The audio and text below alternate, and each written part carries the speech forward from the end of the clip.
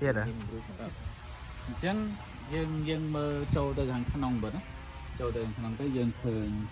bất và sạn đấy và tòm pi và cô này thì mang tình phân mà chuẩn non cái đó có đồ đây đồ bạ được bật á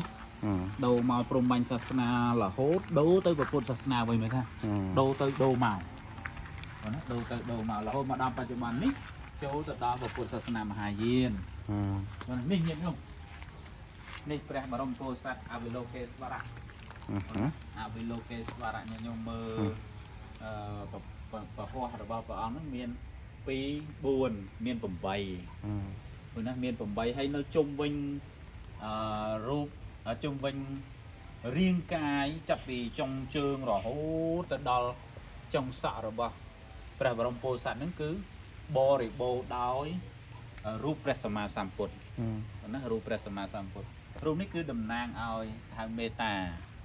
nó meta paramiคือดำนางอ้อยก็ได้สลังยังพระบรมโพธิ์สัตว์นี่คือดำนางอ้อยก็ได้สลังจุดพวกสัตว์ต่างพวงนะจุดพวกสัตว์ต่างพวงเพราะนั้นnghe nhau hay dương mơ từ hàng khăn nóng sáng đi nơi hàng khăn nóng nơi trong tươi sạch lọ mình có đai mình đây sạch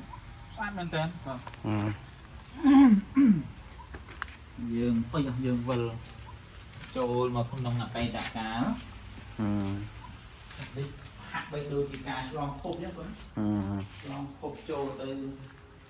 sạch vật đi ở phi đầm bay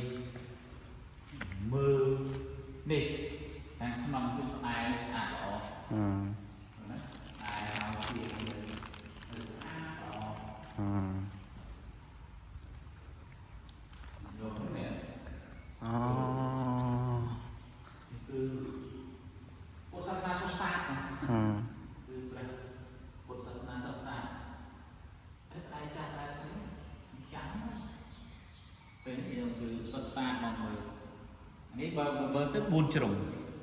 4មានផ្លូវចេញ4ជ្រុងវាមានផ្លូវចេញផ្លូវជ្រុងអានេះអត់4ហ្នឹងទៅគេហៅប្រាសាទមុខ4អូខេមើលអូខេចឹងខាងលើខាងក្រោមគឺជាចម្លាក់តែគឺជាចម្លាក់ផ្សេងទៀតពេលដែលព្រះសម្មាសម្ពុទ្ធព្រះអង្គទ្រង់គង់នៅលើរតនបល្ល័ង្កចាញ់មារាធិរាជមានចិត្តបាបចូលទៅចាញ់ព្រះសម្មាសម្ពុទ្ធតែណាក់ពេលនោះគឺព្រះអង្គលោកចាញ់មានៅពេលឈ្នះមាហើយពួកទេវតាហៅថាម៉េចណាមានពេលដែលព្រះអង្គចាញ់នៅមារាធិរាជហើយពួកទេវតាទាំងអស់ចូលមកអបអរសាទរលោកព្រះអង្គ Congratulation គេហៅថាអបអរសាទរចំពោះព្រះសម្មាសម្ពុទ្ធអញ្ចឹងតែនេះគេចង់និយាយថាព្រះអង្គ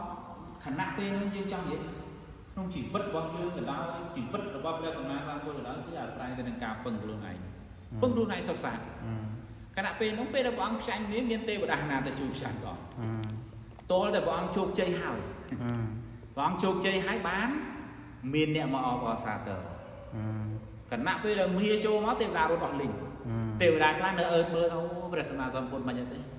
ព្រះសត្វធាត់យ៉ាងម៉េចហើយទេដល់តែពេលដឹងថាព្រះអង្គឈ្នះមាហើយមានទាំងទេវតាផងមានទាំងព្រំផងមានទាំងនាគផងមានទាំងកន្ធុកផងមកស្រែកជ័យគោថ្វាយចំពោះព្រះសម្មាសម្ពុទ្ធថាជាយោហេចឹងជាដើមថាព្រះសម្មាសម្ពុទ្ធព្រះអង្គទ្រង់ឈ្នះមាហើយបានស្រែកថាអូមាមានចិត្តបាបចុះចាញ់ព្រះអង្គហើយក្នុងអីគេក្រោមដើមពូទីព្រឹកនៅលើរតនបល្ល័ង្កអីជាដើមឃើញទេចឹងយើងនៅក្នុងកន្លែងនេះយើងអាចសិក្សាបានថានៅក្នុងជីវិតការរស់នៅប្រចាំថ្ងៃរបស់យើងនេះវាគ្មានអ្វីឲ្យខ្លាំងជាងការទីពឹងខ្លួនឯងនិងការកសាងសមត្ថភាពខ្លួនឯងឲ្យអស្ចារ្យទីពឹងគឺពឹងទៅលើសេចក្តីល្អរបស់ខ្លួនឯងសុទ្ធសាធណា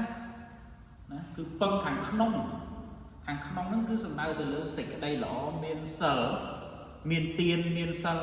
ព្រះសម្មាសម្ពុទ្ធព្រះអង្គលោកយកបានហ្មងគឺការសន្សំរបស់ព្រះអង្គដើម្បីជាទីពឹងសម្រាប់ព្រះអង្គអញ្ចឹងសេចក្តីល្អដែលវាកើ